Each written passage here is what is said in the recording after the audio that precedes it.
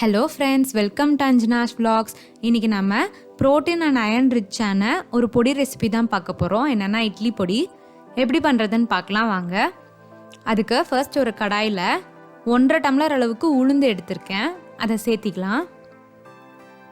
ஃபுல்லாக ஒரே டைமில் சேர்க்காமல் 2-3 பேட்சாக நீங்கள் செஞ்சீங்க அப்படின்னா சீக்கிரமாக வேலை முடிஞ்சிடும்.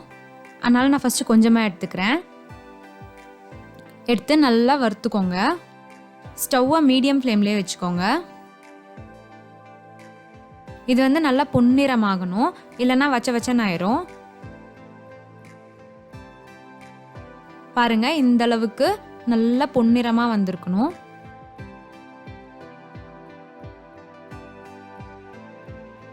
இப்போ இந்த அளவுக்கு பொன்னிறமாக ஆனதுக்கப்புறம் தனியாக ஒரு பாத்திரத்தில் எடுத்து வச்சிடலாம். இந்த மாதிரி ஒரு பெரிய பாத்திரமாக எடுத்துக்கோங்க. நம்ம வறுக்கிறது எல்லாமே ஒன்றா சேர்த்திக்கலாம். இப்போது மற்ற பேட்சஸையும் இதே மாதிரி செஞ்சிடலாம். மற்ற பேட்சஸும் உளுந்து செஞ்சதுக்கப்புறம் 1/2 டம்ளர் அளவுக்கு பாசிப்பருப்பு எடுத்திருக்கேன். அதுவும் இதே மாதிரி 2-3 பேட்சாக செஞ்சுக்கலாம். இதையும் மீடியம் ஃப்ளேம்லேயே வச்சு நல்லா வறுத்துக்கோங்க. இதுவும் நல்லா பொன்னிறமாக வரணும். பாருங்கள், இந்த மாதிரி வந்ததுக்கப்புறம் இதையும் எடுத்து வச்சிடலாம். இதே மாதிரி இன்னொரு பேட்சும் பண்ணிடலாம்.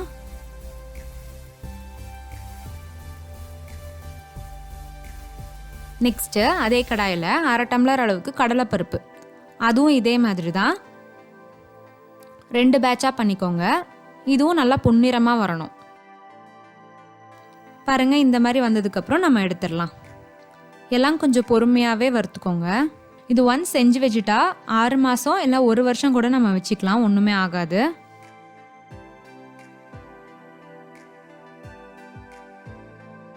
இப்போது நெக்ஸ்ட்டு 2 ஸ்பூன் அளவுக்கு மிளகு எடுத்திருக்கேன். இதுவும் நல்லா ரோஸ்ட் பண்ணிக்கலாம். இது வந்து வெடிக்க ஆரம்பிக்கும், அது வரைக்கும் நீங்கள் வறுத்துக்கிட்டா போதும். அப்புறம் எடுத்து வச்சிடலாம். வெடிக்க ஆரம்பித்ததுக்கப்புறம் இந்த மாதிரி தனியாக எடுத்து வச்சுருங்க. நெக்ஸ்ட்டு ஒரு 7-8 ஸ்பூன் அளவுக்கு ஜீரகம் எடுத்து வச்சுருக்கேன். அதுவும் சேர்த்திக்கலாம். இல்லைனா 1/4 டம்ளர் அளவுக்கு சேர்த்திக்கோங்க. ஜீரகம் நிறையா சேர்த்திக்கிட்டிங்கனாலும் நல்லா வாசனையாக இருக்கும். இதுவும் நல்லா வெடிக்க ஆரம்பிக்கும், அதுதான் கரெக்டான ஸ்டேஜ். அப்போ எடுத்துடலாம். நல்லா புகையும் வருது பாருங்கள். இப்போ எடுத்துடலாம். இப்போது நெக்ஸ்ட்டு நம்ம எந்த டம்ளரில் எல்லாமே மெஷர் பண்ணோமோ அதே டம்ளரில் 1.5 டம்ளர் அளவுக்கு காஞ்ச மிளகாய் எடுத்திருக்கேன். ரொம்ப அழுத்தி எடுக்க வேண்டாம், சும்மா மேலோட்டமாக போட்டு எடுத்துக்கோங்க.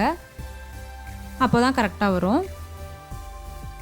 நான் வந்து காஷ்மீரி சில்லிலாம் எதுவும் சேர்க்கல, நார்மல் ரெட் சில்லி தான் சேர்த்திருக்கேன். 1.5 டம்ளர் அளவுக்கு.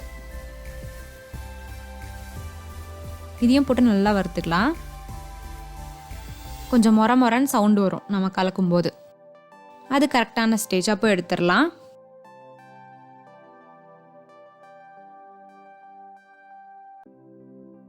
இப்போது நெக்ஸ்ட்டு 1.5 டம்ளர் அளவுக்கு பொட்டுக்கடலை எடுத்து வச்சுருக்கேன். அதை சேர்த்திக்கலாம். இது வந்து ஒரே பேட்சாகவே செஞ்சிடலாம். இதையும் நல்லா வறுத்துக்கலாம். இது வந்து ரொம்ப பொன்னிறமாக ஆகணும்லாம் அவசியம் இல்லை. இதில் இருக்க ஈரப்பதம் ஏதாவது இருந்ததுன்னா போகிறதுக்காக தான் இது செய்கிறோம். இப்படி வறுத்துக்கிட்டோம் அப்படின்னா நம்ம ரொம்ப நாள் வச்சுக்கலாம். அதனால தான் 1 இயர் ஆனாலும் ஒன்றுமே ஆகாது. லைட்டாக சூடானோடனே எடுத்துடலாம். இப்போது நெக்ஸ்ட்டு கட்டி பெருங்காயம் இந்த மாதிரி சின்னதாக நான் பிச்சு வச்சுருக்கேன். அதை சேர்த்திக்கலாம். இது வந்து ஒரு 15 கிராம் அளவுக்கு இருக்கும். உங்களுக்கு அளவு தெரிலன்னா இந்த மாதிரி ஒரு 20 பிச்சு எடுத்துக்கோங்க. சேர்த்தி நல்லா வறுத்துக்கலாம். இதுவும் இப்போது இது வறுப்படும் போதே நம்ம கல்லுப்பும் சேர்த்திக்கலாம். கையில் ஒரு 3 தடவை அள்ளி போட்டால் சரியாக இருக்கும். சேர்த்தி இதையும் நல்லா வறுத்துக்கோங்க. உப்பும் வந்து கொஞ்சம் வெடிக்க ஸ்டார்ட் ஆகும், அந்த டைமில் நம்ம எடுத்துடலாம். உங்களுக்கு வந்து பெருங்காயம் மிக்சியில் சரியாக அரைப்படாது அப்படின்னு தோணுச்சுன்னா இதை தனியாக எடுத்து வச்சுக்கோங்க. இதை தனியாக அரைச்சிட்டு மற்றதெல்லாம் தனியாக அரைச்சிக்கலாம். ஸோ உப்பும் இப்போ கொஞ்சம் வெடிக்க ஆரம்பித்ததுக்கப்புறம் நம்ம எடுத்து வச்சிடலாம்.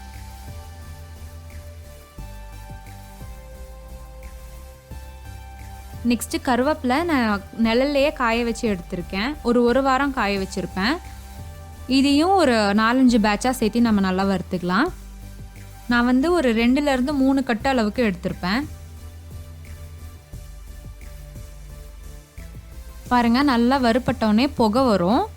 இந்த ஸ்டேஜில் நம்ம எடுத்துடலாம். கருவேப்பிலை சேர்த்துக்கிறதுனால அயர்ன் ரிச் அண்ட் ரொம்ப ஹெல்தியர் ஆப்ஷன் இது. டேஸ்ட்டோட ஹெல்த்தும் சேர்ந்து உள்ளார போகும்.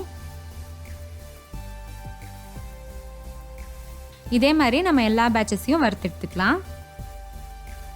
இப்போ பார்த்தீங்கன்னா எல்லாமே வறுத்து எடுத்தாச்சு. எல்லாமே ஒரே பிளேட்டில் தான் வச்சுருக்கு. இப்போ வந்து ஒரு அரை மணி நேரம் இல்லை 1 மணி நேரம் நல்லா ஆறட்டும். ஆறுனதுக்கப்புறம் நம்ம மிக்சியில் போட ஆரம்பிக்கலாம். இப்போ பார்த்தீங்கன்னா 1 மணி நேரம் ஆயிடுச்சு. எல்லாமே நல்லா ஆறி இருக்கு. எல்லாம் கம்ப்ளீட்டாக ஆறுனதுக்கப்புறம் நீங்கள் செய்ய ஸ்டார்ட் பண்ணுங்கள். கருவேப்பிலையும் நல்லா முறுமுறுன்னு இருக்குது. இப்போது ட்ரையான ஒரு மிக்ஸி ஜார் எடுத்துக்கலாம். அதில் ஃபர்ஸ்ட்டு கருவேப்பிலை சேர்த்திக்கலாம்.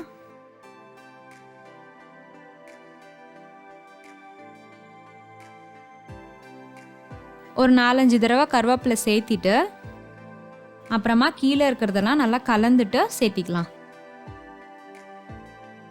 எப்படியும் நம்ம இதெல்லாமே கலந்து விட தான் போகிறோம். ஸோ எப்படினாலும் அரைச்சிக்கலாம். இப்போ இதை அரைச்சிட்டு வந்துடலாம் வாங்க. பாருங்கள், இப்போ அரைச்சாச்சு. என்னடா கடையில் வர மாதிரி கலராக இல்லையேன்னு நினைக்காதீங்க. நம்ம கருவேப்பிலை சேர்த்துருக்கிறதுனால லைட்டான ஒரு க்ரீனிஷ் கலரில் இருக்குது. இது வந்து ரொம்ப ஹெல்தி அண்ட் ரொம்ப டேஸ்டியாகவும் இருக்கும். இந்த மாதிரி லைட்டான கொரகொரப்போடு சேர்த்து அரைச்சிக்கோங்க. ரொம்ப நைஸாக அரைக்காதீங்க. வாயில் கடிப்படுறப்ப சாப்பிட்றதுக்கு நல்லாயிருக்கும். இப்போது நல்லா கலந்துட்டு உப்பு கரெக்டாக இருக்கான்னு செக் பண்ணிக்கோங்க. இல்லைனா நீங்கள் தூள் உப்பு கூட சேர்த்திக்கலாம். அவ்வளோதான், நம்ம பொடி ரெடி ஆயிடுச்சு. இப்போது இட்லி கூட சேர்ந்து சாப்பிடும்போது சூப்பராக இருக்கும். பொடி வச்சு நடுவில் ஒரு ஓட்டை போட்டு எண்ணெய் ஊற்றி நல்லா கலந்து இட்லி தொட்டு சாப்பிட்டா சூப்பராக இருக்கும். யாருக்கெல்லாம் இது பிடிக்கும்னு கமெண்ட் செக்ஷனில் மறக்காமல் சொல்லுங்கள். இட்லிக்கு எப்போவுமே பொடி வந்து சூப்பரான ஒரு காம்பினேஷன். நான் வந்து இன்றைக்கி கடலை எண்ணெய் தான் சேர்த்தேன்.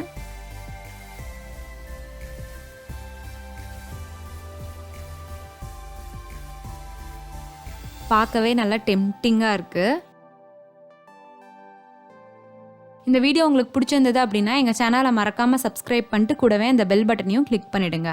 Thank you friends.